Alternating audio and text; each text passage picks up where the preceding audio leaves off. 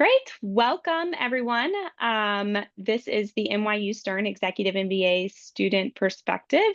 So thank you for joining us. To briefly introduce myself, my name's Heather McDaniel. I've worked in executive MBA admissions for a little over 5 years. I run and host some of our events, conduct applicant interviews, and the best part of my job is I get to meet really interesting candidates and really helping candidates on their journey to higher education to achieve really incredible things. So we're thrilled tonight to have some of our current students from the Executive MBA program in New York City with us. I'm so excited for them to share their program experience. Um, and in the audience, we have people at various stages of their MBA exploration. So from prospective candidates to admitted and enrolled students. So some people that'll be joining us in upcoming classes. And interestingly enough, some of our panelists were in your shoes not too long ago and joining panels from that side. So following the moderated panel, so I'm going to go through some questions and let our panelists answer. So following that, we'll also open it up. There were some questions that were submitted in advance. So we'll go through some of those as well. You can also use the Q&A feature as part of Zoom, and we'll try to get to as many questions as possible during the session. I will say for questions for the panelists, let's keep them more about the student experience. If you have questions about your candidacy, financial aid, application, anything like that, I'd encourage you just to reach out directly to the admissions team and we can touch on that. And like I said, we'll try to get to as many as possible, but I do want to be mindful of everyone's time. So now, without further ado, the reason that everyone's here, they want to hear from the students. So I'd like to welcome our panelists and ask them to take a moment, introduce themselves. So please tell us your name, your class year, and what do you do? And Rivka, we'll start with you. Okay, hi everyone.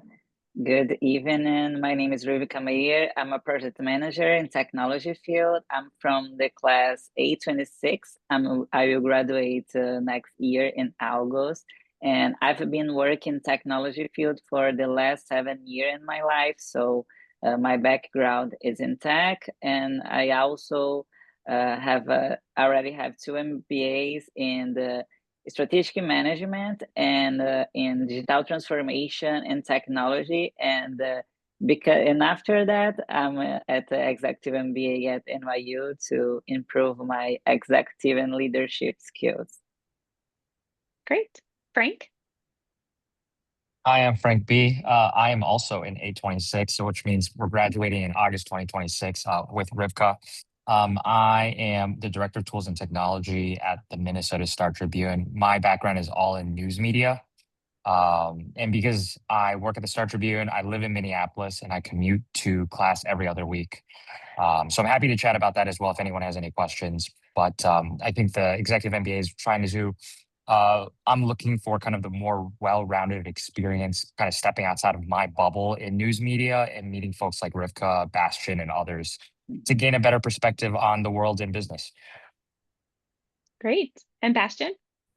Hi, everyone. Super nice to meet you. Yeah, my name is Bastian. I'm graduating J26, so I think I've got 3 weekends left. A few weeks left, yeah. A few weeks left. Super excited about that. Yeah, I mean, full-time job right now is I'm the Director of Information Security, Risk and Compliance at ServiceTitan, which is a publicly traded software company. And then previously I was at Palo Alto Networks, NVIDIA, and PricewaterhouseCoopers. And yeah, I was definitely looking to get an MBA for a myriad of reasons. But one of them was because security really works with all the lines of business. I really wanted to get stronger business acumen, finance, accounting, marketing, strategy, product, so that I could have stronger conversations and relationships with my stakeholders. But yeah, looking forward to it. Great. It's wonderful to meet all of you. And I'm sure you can attest, Bastian, especially with your program concluding here in a few weeks. The time goes by so fast. So you joined the MBA with a cohort of anywhere from about 60 to 65 other students. And on the admissions side, we really look to bring in well-rounded candidates and people from all different backgrounds and industries. Can you tell us a little bit about your cohort and how that's kind of played out? Frank, we'll start with you. And given that Rivka and Frank are in similar cohorts, you might have similar Yeah. stories. Yeah, sure. I'll just start by saying I think that's a big reason I came to NYU is really for the diversity of cohort, different perspectives. I think I mentioned a little bit about being in a bubble in news media already a lot.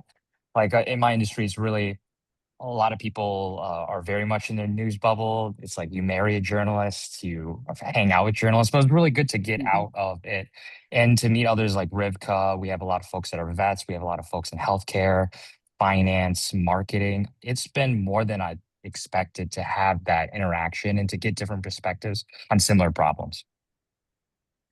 Yeah, Yeah. I agree with Frank, and we are the same cohort. And one of the reasons that I came from Brazil to NYU, it was about the diversity and learn from different backgrounds, international students. That for me, people of NYU are international, so I love this experience. And as Frank said, relates to the background. It was one of my favorite thing because I'm from technology field, but also I'm from health tech. So I meet a lot of people that they are doctors or nurse and also journalists and market people. So I really love to learn not only from the professors, but also from my colleagues, my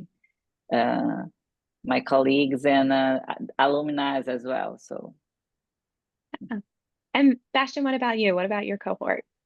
Yeah, it's feel like I got really lucky. So we've got folks from finance, banking, technology, a little bit of technology, then also like nonprofit. And then in terms of like seniority level, like we have folks all the way from CEO down to like manager and or like individual contributors. And I think one of the things that like drew me to New York was it's a very different business culture than Silicon Valley. So I'm actually based out of San Francisco and um, fly or commute every other weekend. And so just getting exposure to like somebody and kind of like what Frank had mentioned, just somebody outside of your bubble, outside of kind of like my tech bubble has been super valuable. And I think the other thing that like really blew me away as well was I was really looking forward to meeting and learning a lot from the professors. But the amount of information and insights that you start to learn from your cohort and your peers is really sort of like impressive. And yeah, that's been really, really cool. And then I think the other thing about the cohort is just that we ended up getting a lot closer and socializing and stuff like that. So you do get to know them like on a more personal level. So it's a little bit of a different sort of relationship than you would have with just your coworkers. So you do get to like really dive deeper into like insights or like questions that you have about different industries or different jobs. It's a very, very safe space to like learn and throw ideas around. Yeah, absolutely. Thank you for that. So, the way that the program is structured in year one, executive MBA students are completing the core curriculum, so that the standard finance, accounting, marketing strategy, statistics, things like that. And then in year two, it's electives, and you get to choose those. Can you tell us a little bit about kind of the coursework and how it was in year one with the core curriculum, and then moving into year two, how you made your choices for electives and the possibility of specializations? Um, and Rivka, can we kick it off with you? yeah, of course. The first year, I really love all the classes that we took, even the hard ones, because I can go through my comfort zone in some classes. Even I have a finance, already have a finance background, for example, financial accounting in a different language because I studied in Portuguese in Brazil, and here I need to not learn only relate to financial accounting, but about the terms. And it was a challenge for me, but also I love, and I also love the professor. And now I can share with you guys that financial accounting was on of my favorite class so far. And because the professors of NYU, especially in the finance and this statistics, in this type of classes, they teach us in the easy way. So even in the difficult classes, we can learn, and the professors are really helpful. So, and in my second year, I chose the classes that I really want to take.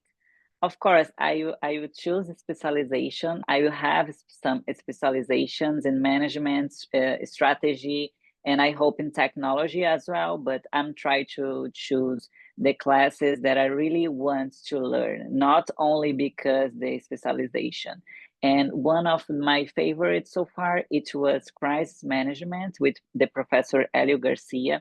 It was not only the I think that I took this class with Bastian as well. It was very practical. So the professor teach us how to lead in the crisis moments, and he teach us in the step by step. For example, if I have a crisis tomorrow, I know how to deal. If I follow what the professor teach me, it wasn't only about the academic or books, like it was very practical. So I'm really enjoying the second year too.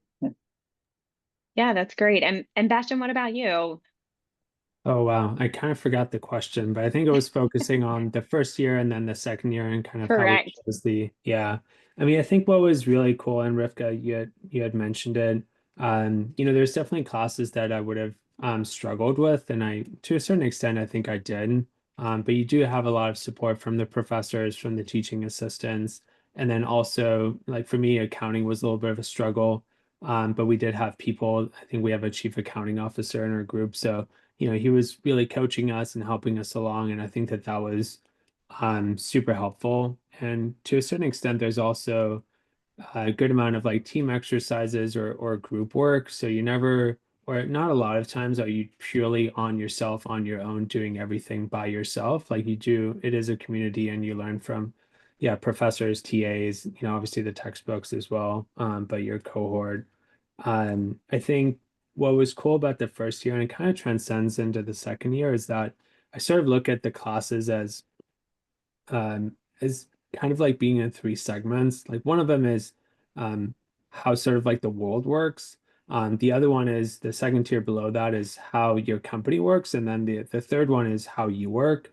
And I think it's just really interesting because you can really apply that to your everyday life, how your company works, and even like how you make decisions in your day to day. So whatever you're learning like on Friday and Saturday, like on Monday, you're sort of like energized to be able to like apply it. And then in my second year, what I tried to do is I tried to kind of lean in a little bit on strategy and management, and corporate governance. And I think my emphasis or whatever that specialty is called is going to be in strategy and management. And yeah, it was always really cool to Monday through Thursday, having to operate within the company, and then Friday and Saturday being sort of like inspired or like learning frameworks that you can apply then like during the next week. So it's sort of like this not vicious, like a very positive cycle that really just multiplies you, as you go throughout the program. So yeah, no, it's been great. Wonderful. And Frank, anything to add? Yeah, I'll just add this. Like, I think, we touched on this, right? First year is very foundations. All the courses are set for you, but year two is really interesting. So it's electives year, right? And I've seen two sets of strategies that my classmates have applied. One is take all the classes that feel interesting to you and see what specializations you get, right? And that's perfectly fine. And I've started to do that, but there's also another strategy, which is these are the specializations I want to pursue. And this is the checklist that I need to do in order to get that specialization. I don't think there's a wrong way, right? Both are right. But there's a lot of flexibility there to try to do both to still be able to hit specializations and still pursue the classes that you're interested in. Yeah, that's wonderful, especially to speak to the flexibility of specializations. It's not required by any means. So kind of building off that, and Rivka, you kind of touched on one. What's been a favorite class or faculty member so far? Bastion, we'll start with you. Um, I mean, it sounds super cheesy. There really is so many. I think in the Professor Mina Young, who did advanced marketing or marketing strategy. And I think, it was one of those classes that kind of like teaches you how the world works in a way, and just how marketing kind of like influences our everyday. And in a weird way, Mina, I think, was after our accounting class, which was a little bit tougher for me to get to. So to then segue to a super high energy marketing professor that really engaged us was tremendous. And I think the other thing that made her like incredibly valuable, I think she does or used to do a lot of like clinical research. So we were just peppering her like during breaks in terms of like what is she seeing in terms of like phone addictions, et cetera, and like marketing Mhm. strategies. So it was just a very, very cool class to take. I think the other one that was a really standout class was I think it was called management strategy. Is by Professor Joe McGee. And we did a lot of like very like hands-on exercises and simulations in that class. And I think it really teaches you the importance of dynamics within the workforce, and or even like politics, and how to use politics potentially to your benefit. And I think there's a lot of people in that class that it kind of changed their perspective in terms of like their role as a potential like multiplier or enabler within the organization, versus just somebody that's sort of receiving strategy or management direction from the top. And so that was another one of those classes that was super engaging. But yeah, there's plenty of others, but I don't want to bore everyone with all my favorites. They'll just have to experience it for themselves. For sure. Frank, what about you? A favorite class or faculty you want to highlight? Yeah, like Bastian said, there's a lot. I will give a special shout out to Professor Angeline Schmitz, who taught corporate finance.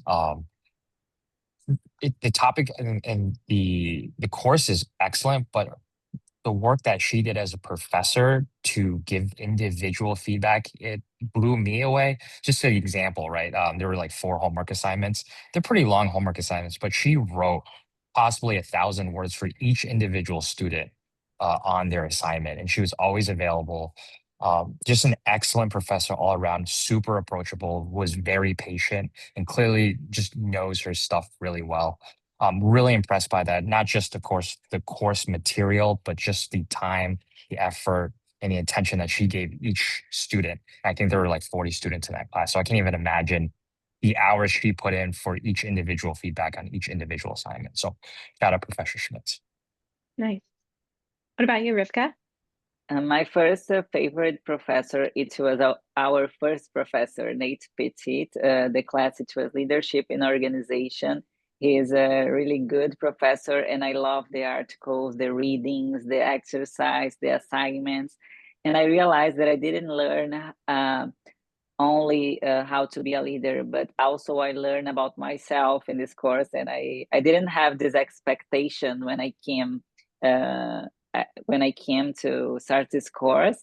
And I had the high expectation about my leadership style, how to develop more skills to be a CEO in the future. I know that some steps that you need to achieve before, but I learned a lot about myself. So it was my first favorite professor, and after Elon Goodman from financial accounting, it was my second one favorite professor. I know that is a hard one for a lot of people, accounting the class, but I like his teaching style. So he teaches sometimes hard things in an easy way that you think, oh, it's just this, it's so easy. So I think I already had financial accounting in my background in Brazil, and I had some doubts about the subject. And when I came here, he he teach me the things that I had doubts, and I don't have this type of doubts anymore. And the last one so far, it was Hélio Garcia, as I mentioned, from crisis management class. He's a Brazilian as well, but it's not because of that. It's also because of that. I'm kidding. So I really like his style. I found in his class that I was in the middle of the TED Talk. Like I can stay in his class like during one day, because he has one style that you want to learn more, you want to listen and more from him. So was my three favorite ones. I think one thing to add to like Frank and Rivka, because both or all three of us sort of had mentioned that, there's so many great professors to choose from. One of the things Rivka mentioned Elon, who I took accounting from as well. And I think one of the things that makes all the professors or a lot of the professors just really good is that they're able to cater to such a broad audience within the class. So if you are taking accounting, they're able to rope in the chief accounting officer all the way down to somebody who has had very little to no experience with kind of like technical accounting. And that is something that's sort of a theme, I think, for all the classes, whether it's like microeconomics, macroeconomics, or accounting, strategy, marketing, etc. So I think that's like broadly speaking, what makes professors stand out. Yeah. And it speaks volumes that you've all mentioned some of the more quantitatively heavy courses that they've all been able to make very interesting and exciting. So that's wonderful. However, no one mentioned the global immersion experience as their favorite course. Yeah. And that's Oh, is that a course? That's a different question, I feel. So, yeah, me too. Yeah, I I don't guess, think of that as a I mean, course. That's an it's part of experience. it's part of your core curriculum in year one. So there is a required international residency component for the curriculum. So I'd love to hear, what was your global immersion experience, and what was it like? So Bastian, do you want to start? Oh, sure. Yeah. So yeah, when I started the program, like we didn't know where we were going to go yet. So it didn't really influence directly my decision, but I was definitely excited about the program, or the global immersion experience. And so we found out that we were going to Tokyo, which was my first time actually going to Asia, and it just completely blew my mind. I mean, Tokyo in itself was sort of a utopian future for me in terms of like just how clean it was, how organized everything was, how clean, and just, I mean, it was a tremendous experience. But I think on top of that, it wasn't like really just a vacation. Like it was very, very intense in a good way. So we got to go to the Nissan car factory, and we got like executive presentations. We got to go to one of the major ports in Yokohama. And so for each of the places that you're essentially going to, like we got a guided tour, but then also sort of a very catered presentation about their strategy and or like operations. So it was really incredible. And then I did forget the professor's last name, but she was really incredible in terms of like guiding the whole experience. And then Erin Tanaka, owns the kind of like global immersion program, as far as I understand, and she was there. And so, yeah, it was a week-long trip to Tokyo, and it was super intense. But yeah, we loved every minute of it. And I think the other thing there is, you do get to spend more time with the cohort again. And so again, like you're learning not just from the experience, but from your peers and how they're kind of like interfacing with that experience as well. So yeah, it was really, really cool. I felt really spoiled. Great, thanks. And Rivka and Frank, where did you guys head, and what did you guys get up to? We went to the same place. We went to Kenya, Africa, and it was amazing experience. It was better than I imagined, because it was throughout my comfort zone, relate to all the experience. I think this is the first time, as Bastian mentioned, it was related to the classes that you took there, relate to economics. It was with Professor Sam. So he's a really prestigious professor. And also, I want to mention relate to the relationships that we built with our colleagues.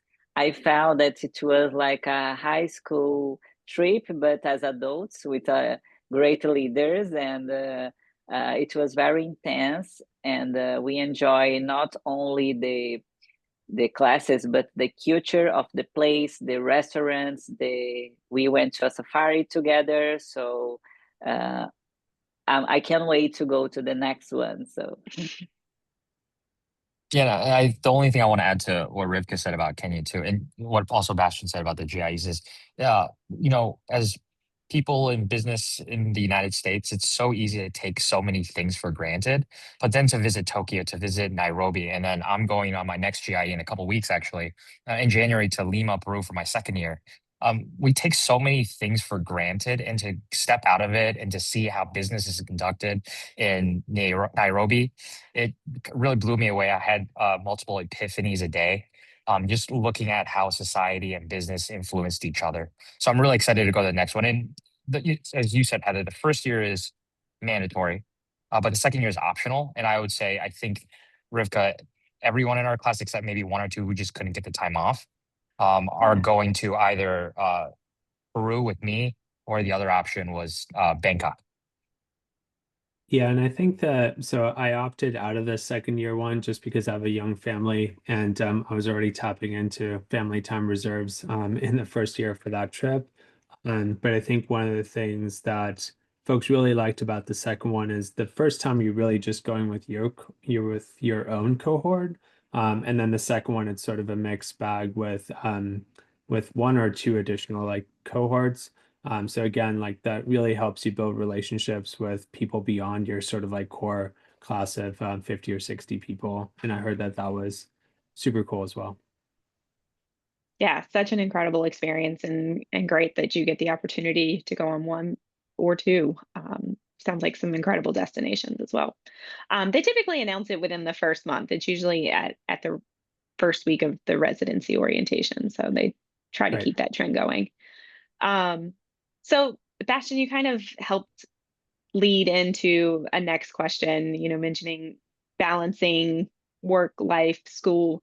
Um, so what's that been like? Any suggestions for balancing the professional and the personal life while completing an EMBA program? And Frank and Bastian, it sounds like you both travel for the program as well. So talk a little bit about what that experience has been like.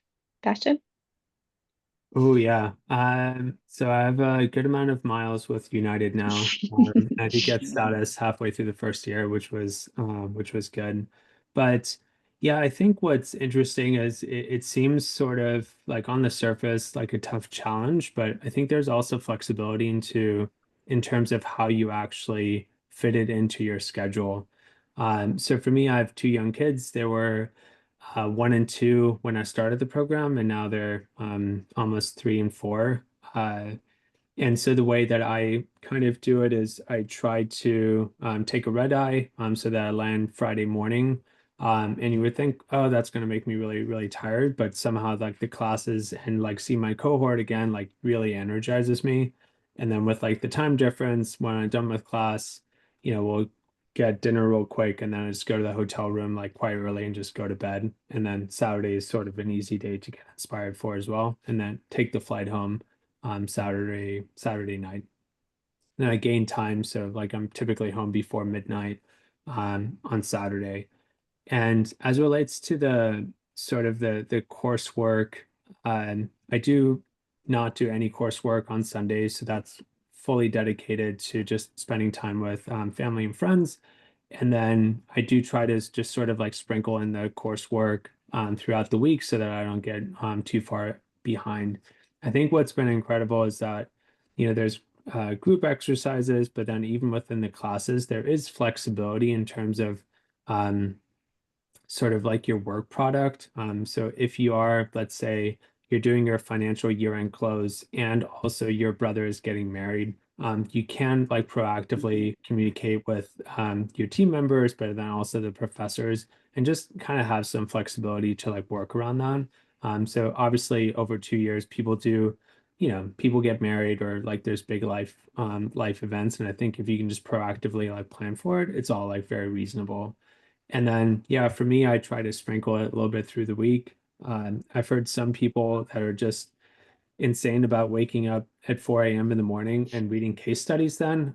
Not something that I could ever do. But everyone sort of like finds their own kind of like rhythm and flow in terms of like getting it done.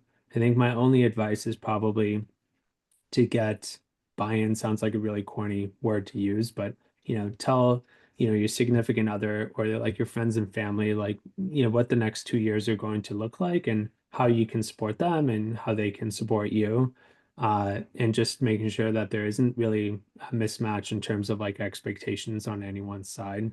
And then around that, you can sort of build flexibility or process to get things done. And even within the cohort, there's these cool, um, I should say cool people, but there's people that are incredibly social, but on Saturday night, they spend it with their family and friends. And so, like on Friday night, they're out with us, they're having a great time. And every single Saturday, they leave at 5 o'clock and they say, I'll see you all next time. And so there's a lot of yeah, flexibility from all people involved. And I just think it's about managing expectations and then yeah, it can definitely be done. Yeah, that's wonderful to hear. And Frank, what about you? Any tips on balancing it all? Sure. Yeah, I will say this for sure. The professors and the admins are very empathetic to everyone at EMBA, not just the commuters. How many times like a TA will send a message like, we know you're really busy. There's flexibility. Just let us know. Um, Not to say there's not a lot of work. There's some classes where the reading feels like I'm an undergrad again. But ultimately, I'll say this too, and Bastian, you were kind of hinting at this too. For me, and I know a lot of my cohort, coming to class fills my cup. And I know sometimes there are classes that fill more than others as well. But there's a reason why I think we're all doing this too, right? So when I come to this, when I interact with Rivka, when I see Bastian in our lunchroom too, I mean, it's really energizing to hang out with everyone, to be away from work a little bit as well. And you build your routine, it really forces you to be really good about your time. Um, Bastian, I'm sure you do the same thing, but booking flights 3 months out in advance, you get really good at traveling, and you also get really good about using your flight time as sacred time. Like that's my time to catch up on emails, read things, maybe just watch Netflix for the first time in the last month, right? And that structure, the force structure, and the empathy that you get from the professors really makes this all a lot more manageable than I thought I was going to get even before I started the program. Yeah. And Rivka, anything to add? Yes, I would like to add that I always try to manage this MBA like a big project in my life. And as a project managers love do this. So I try to put everything on Trello, and I try to put like a project schedule for all classes, all timelines and assignments. And even I don't have kids yet, but I have adult priorities. So I'm married. My husband came with me from Brazil. So we have a lot of things to do. And I like to organize this student life as a big project, because for me it's a big strategic project.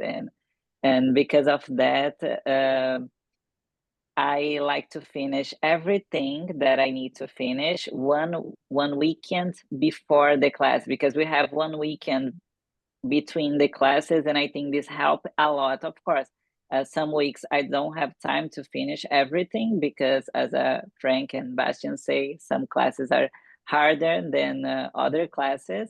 But I try to finish in this weekend between, because we can feel like more organized. And other thing that I want to talking about, it's I start to listen in audiobooks, because we have so many articles to read, so many assignments to do in some classes, and I start to listen in audiobooks because you can save time and stay productive. And even when you are going to the gym and listening some audiobooks, I think this I can be more productive in this situation. Yeah, impressive. I'm always so impressed at to hear what people are taking on and doing so successfully, and the program goes by in 2 years, so incredibly fast. Bastion, anything to add? Yeah, just one thing, because I think I didn't really mention the work balance as well. So I think it's a little bit similar. So I do essentially block off my calendar for those Fridays, but I am still available via Slack or Communicator, if you will. And then to Frank's point, like on the flight back on Saturday, I'll still have a good amount of energy, and that sort of interrupted time to kind of like catch up on things that you would have missed on Friday. It obviously depends on the work culture, but for us, Fridays tends to kind of slow down in terms of meetings anyway, or critical things that need to be delivered. So I actually don't think you miss that much time by being away for every other Friday. And then on top of that, again, like professors have that flexibility to say, okay, you have a end of the quarter meeting that's going to be for 30 minutes during this time. Just excuse yourself and take that meeting from one of the conference rooms. So on Friday, it's typically sometimes there's still people that are trying to juggle work and school a little bit if they have to, and then on Saturday it's a lot less disruptive. But yeah, again, meeting or managing expectations with your boss and just saying, that this is something that, they're going to get a ton of value from, is important. Yeah, absolutely. That's helpful. So you're all relatively far along in your executive MBA journeys. So how would you say this has benefited you, either professionally or personally? Bastion, want to keep us going? Oh yeah. Um, so I think I'll go personally first. So for me, it's something that's been a little bit on my bucket list for a really long time. So to actually yeah, I guess sign up, get admitted, and start it and do it and finish it here the next couple of weeks. It's something that I'm really proud of, especially during a time, yeah, when there's a lot of life events going on.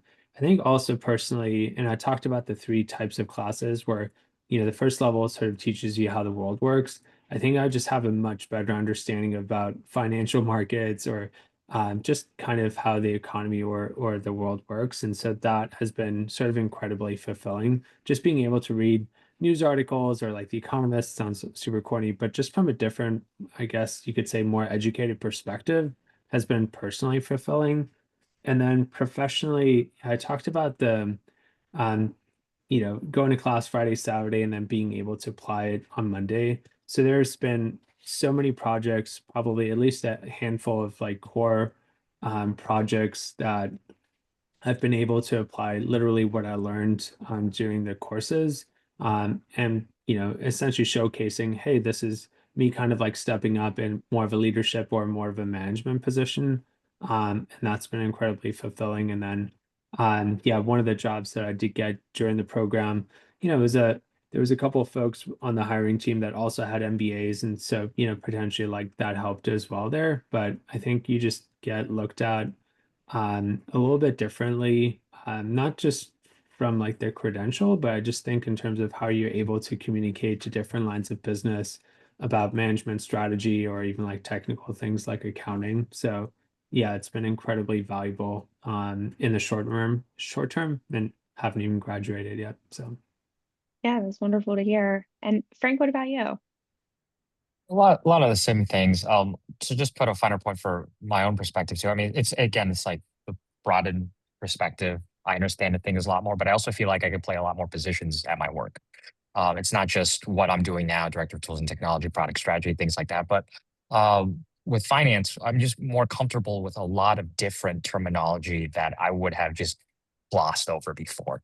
I'll share this with you guys, but my partner absolutely hates that I go to business school. She's very supportive, but this is why she hates it, because I just have all these stupid jokes that I have with Rivka and my classmates. It's like I'll share with you guys, but I joked to my partner the other day that we're going to name our first kid Ibida, and she nearly threw me out of the house, right? Um, but it's just the perspective, the understanding, and just being in a safe space, in a same space as people that you are learning the same things with. I think it's so different than me pulling up YouTube and spending like a whole weekend doing it, right?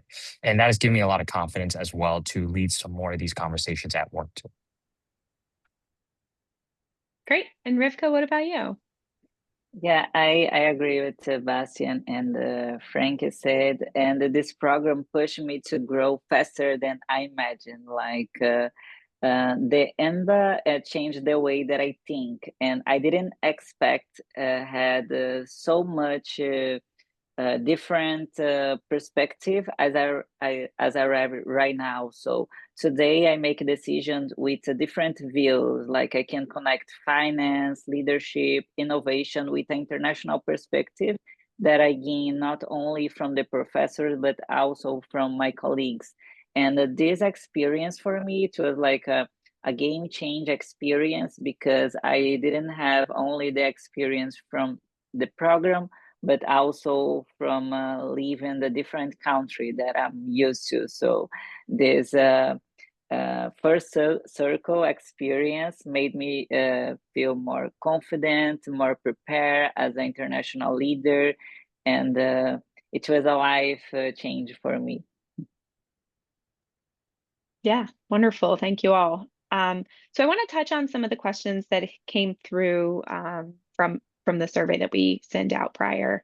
So there are a lot of options out there for your MBA, various different programs, different schools.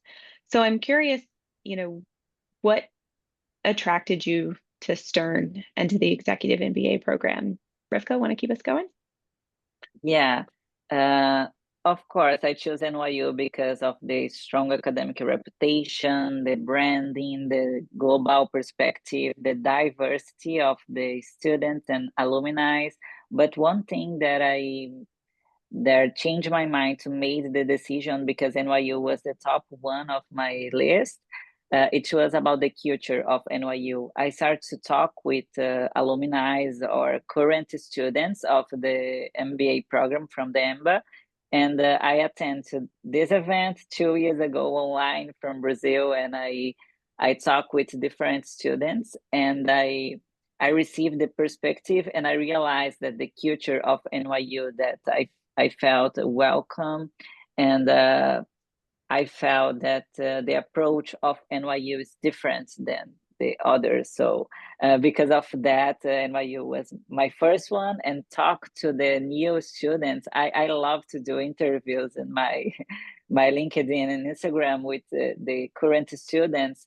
And the new students say the same for me. A lot of students say the same, like they choose NYU because of the culture, of course, because of the other brand strategy, academic reputation, etc. But the the the final change it was because of the culture. Great. And Bastion, what about you? So yeah, before or I made my decision based on I think it was three or four criteria, and it was actually the only school that I applied to. So one was because I'm in Silicon Valley, we do a fair amount of work with the East Coast, and it's just a very different business culture. And so I wanted to get that exposure, and I think there's great MBA programs on the West Coast. And I was spoiled to be able to make the decision to try to, go after school on the East Coast. But yeah, just getting exposure to a different business culture was one of them. I think second one was the location. So I think of New York as sort of like being the center of the universe, especially as it relates to finance or like the economy or just the global economy. And then even within New York, the location of NYU is just very central to a lot of um, I don't know, vibrancy, if you will. So it's a great location. And then the third one was it was a little bit of a selfish reason. So like to me, it's a little bit of a grand gesture. So like I know that when I've taken a plane and flown all the way to the East Coast to take a class, when I'm there, like I'm 100% there. I'm fully committed because I have made a pretty big substantial investment to like get myself there. So I'm very focused, and it just means a lot to me. There are programs that are a lot closer to me, and they're every weekend. So I sort of thought that maybe I wouldn't be as focused if I went that route. Again, that's like a very selfish reason to do that, but it was certainly one of the factors. I think in hindsight, um, what ended up happening, it was definitely the cohort, which I guess is a little bit the business culture. So I learned a tremendous amount from them, even more than I kind of ever thought I would. The second one was the professors. Yeah, just how they're able to cater their content directly to me or whoever it is in the class. And then third one probably still remains. I think the location, being able to go like so close to Washington Square and then being able to go out to like lunch or breakfast, all the coffee shops, dinners, going out, and just being so close to also the financial district, which is where the hotel is that we're staying at, was just like a really, really neat, yeah, thing for me. So those were probably the reasons. Great. And Frank, what about you? A lot of the same things. Location, a big one as well. The cohort, big thing as well. I would add to just the history of NYU and Stern. If you look it up, I mean, if you look at the real history of it and just you're learning from that, you're tapping into that well. And I just didn't think there was anything else that could compare. I'm also very New York and East Coast biased as well. So to me as well, Bastion, New York is the center of the universe. And NYU is right in that center next to Washington Square Park. But also just add one other thing too. I mean, the alumni network is so strong. Just as an example, I'm doing this networking roulette, and it matches you up with former EMBA students. I met with one today who graduated in 2010.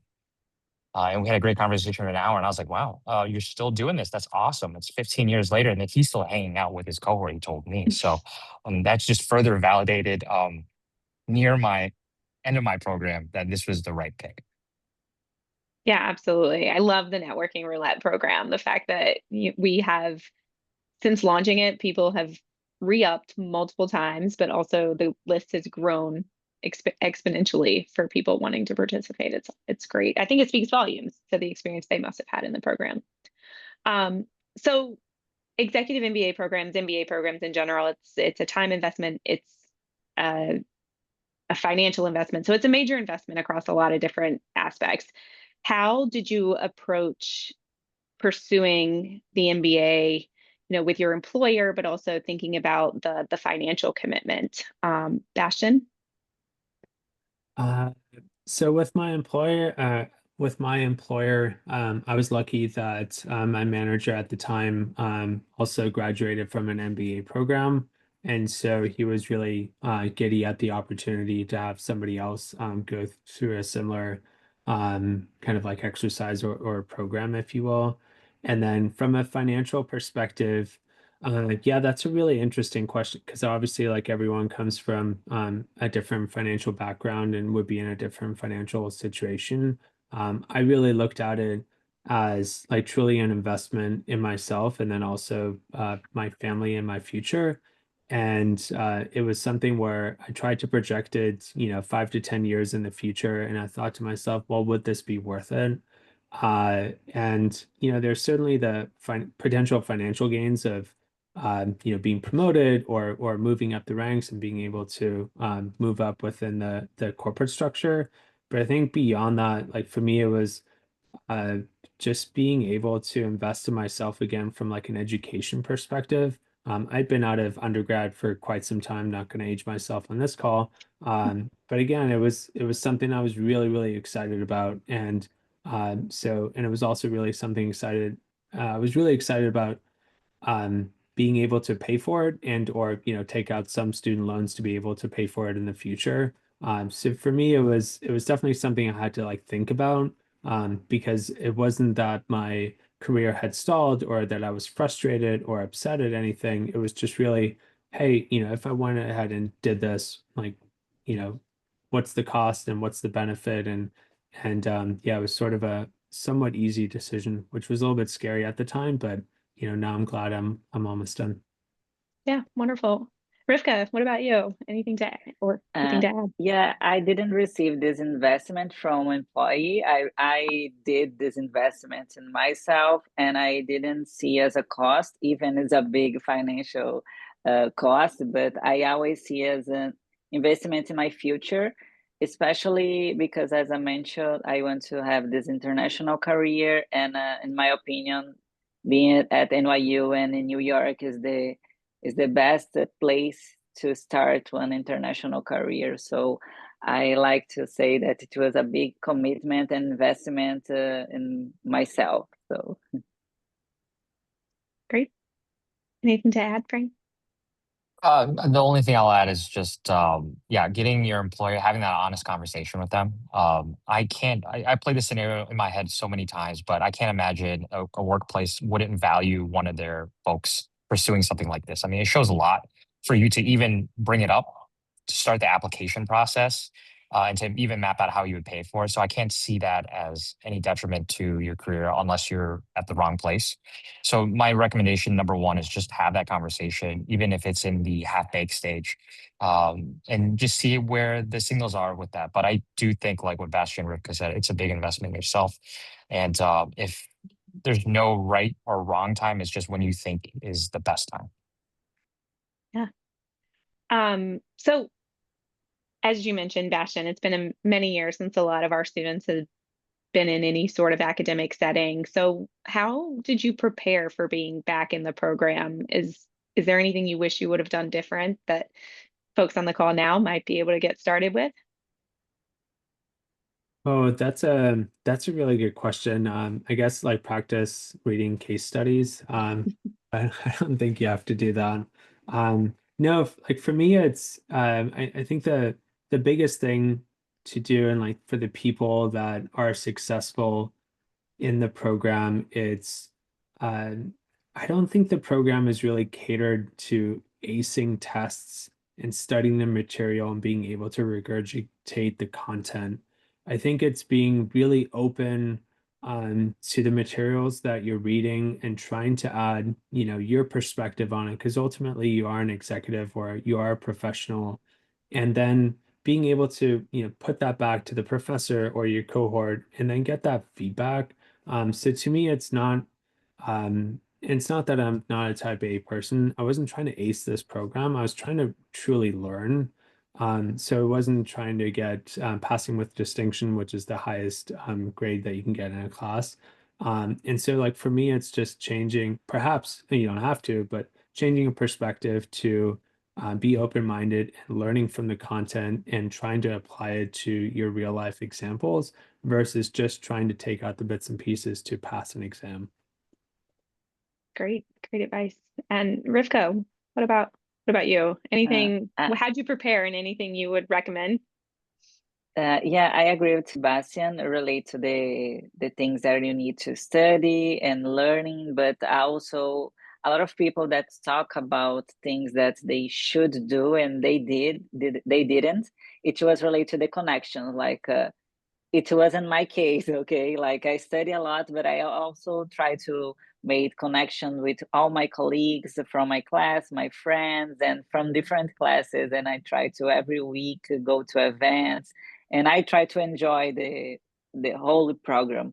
But a lot of people said to me that, oh, I study so much and I forgot to enjoy the situation, go to happy hours with my study group and go to events, and I focus so much and have the pass with distinction, and I forgot the people. So my advice is try to balance this thing, like study a lot. I always will say to study and have the best grades that you can, but also try to enjoy this experience because 2 years pass so fast. So and I'm glad and I'm happy that I enjoy a lot, especially with our study group. Frank is also from my study group, and now Frank always try to make like a dinner. So we do the meetings and dinners in different places. So we try to balance the study group situation with the fun.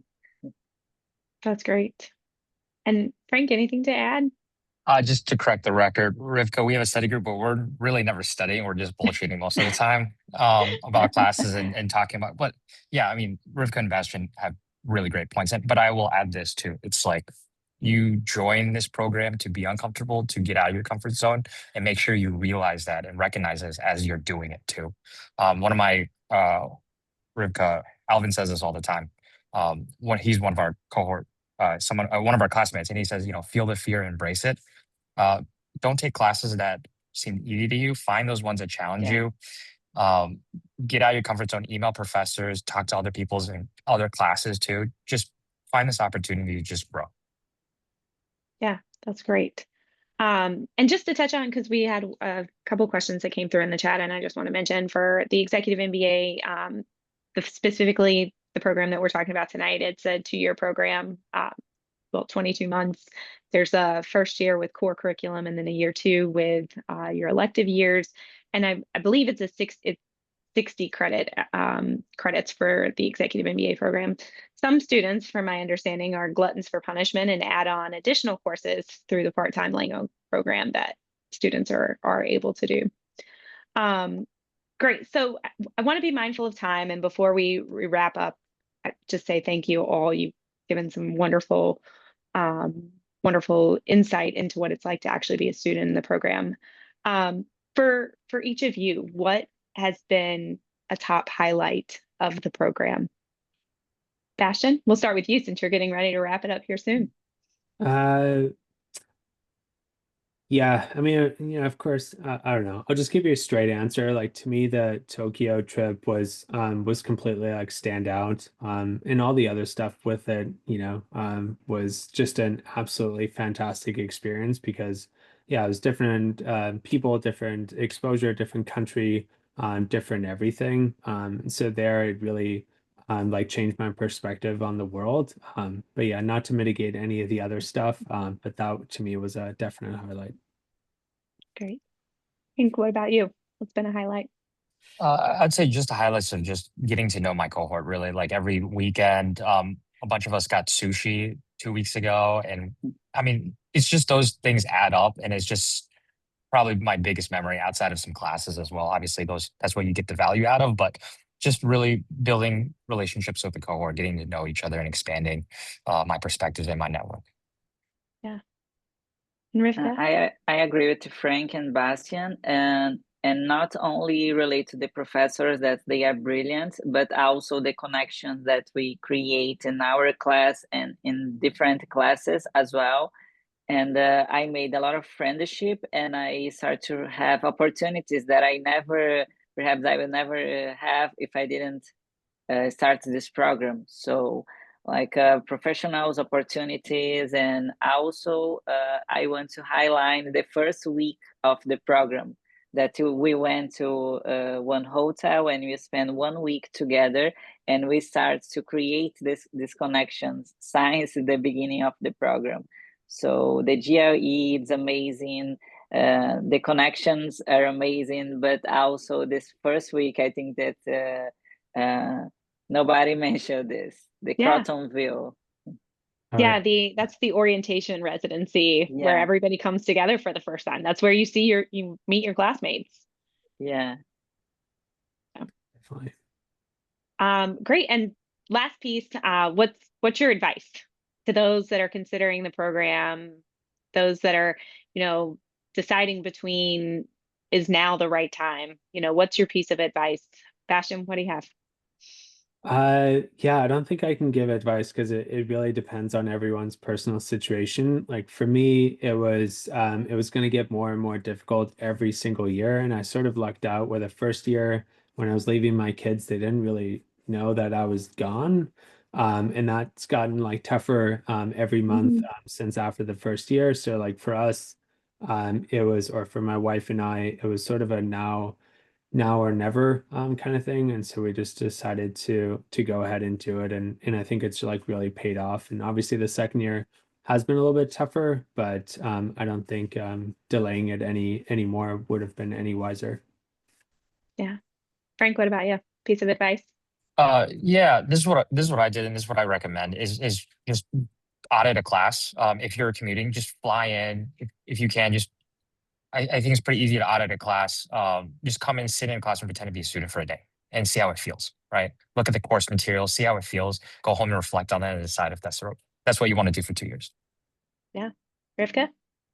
My advice is a little bit different. because I finished my first MBA in Brazil 4 years ago, and I started the second one because in Brazil it's a little bit different. We study specializations. We don't have this core course, and I just did specialization.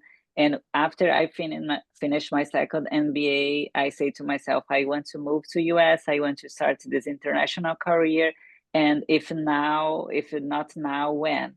So my advice is the best time to start MBA, it was yesterday, and the second best time is today. So just start, just do it, have courage, and be bold, and just do it, because I'm sure that you never regret to learning more and have academic strong background. It's always a gain in your life.